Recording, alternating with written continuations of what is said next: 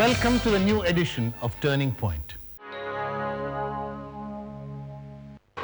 The cycle rickshaw, a familiar sight in most Indian and Asian towns.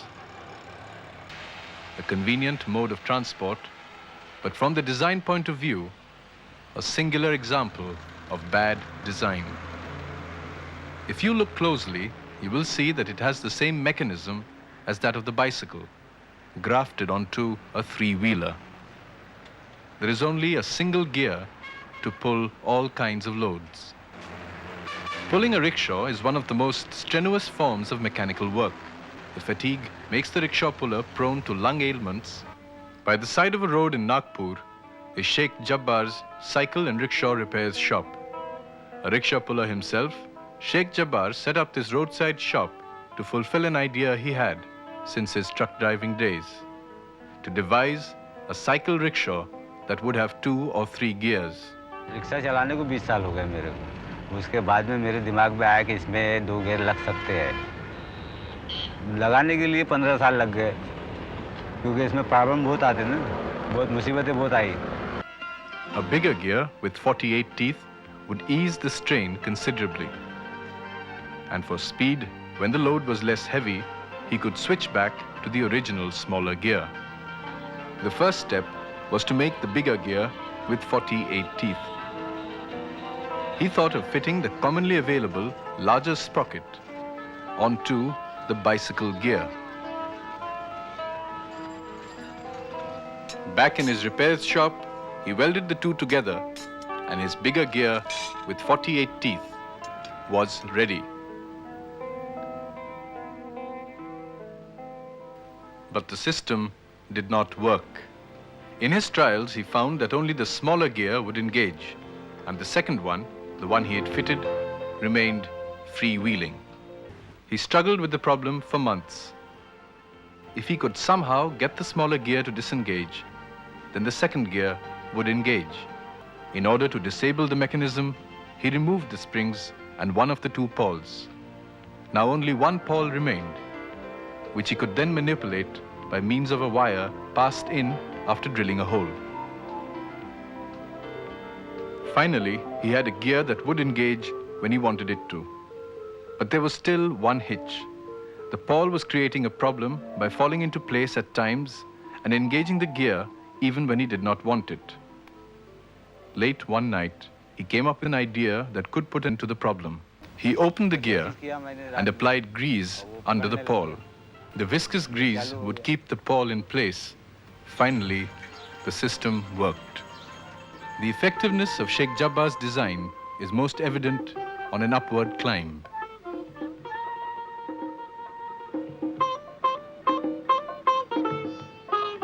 But Sheikh Jabbar is not resting on his achievement. He has further plans yet.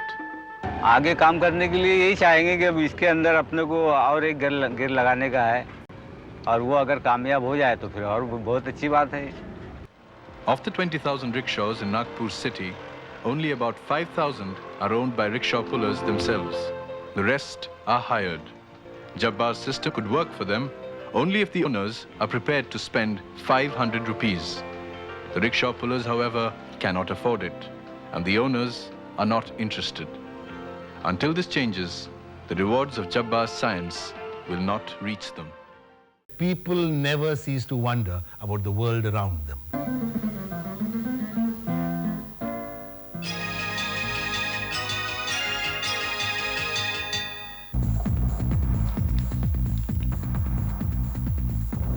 Motorists around India have always been plagued by poor roads.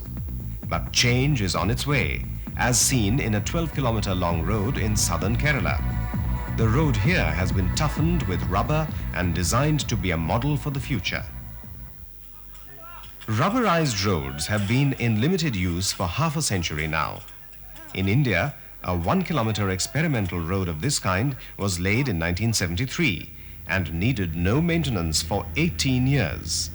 This is not unusual, as wear and tear from heat, cold and traffic do not seem to break rubberized roads as easily as conventional ones. In cross-section, modern roads contain 2 or more layers of tough broken stone bonded and compressed to form one layer. To ensure uniform and adequate compression, heavy road rollers are used. A coal tar or concrete layer is now spread and rolled evenly over this base.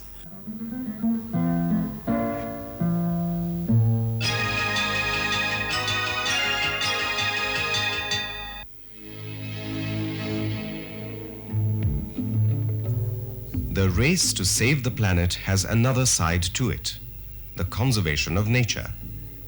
With a quantum jump in industrial activity, preserve or perish is no longer a matter of choice. Conservation has introduced efforts like recycling and removing the poisons from industrial wastes before they enter the environment. Petrochemical refineries in South India have introduced such environmental management practices. Rapid industrialization and falling groundwater resources resulted in water shortages around Madras. With no alternative, the refinery here decided to purify and recycle city sewage water. The lower standards for industrial-grade water made year-round purification economical. The process can accommodate fluctuations in sewage quality and quantity. Up to 2.5 million gallons per day of treated sewage from the municipal treatment ponds comes to the refinery's huge collection tanks.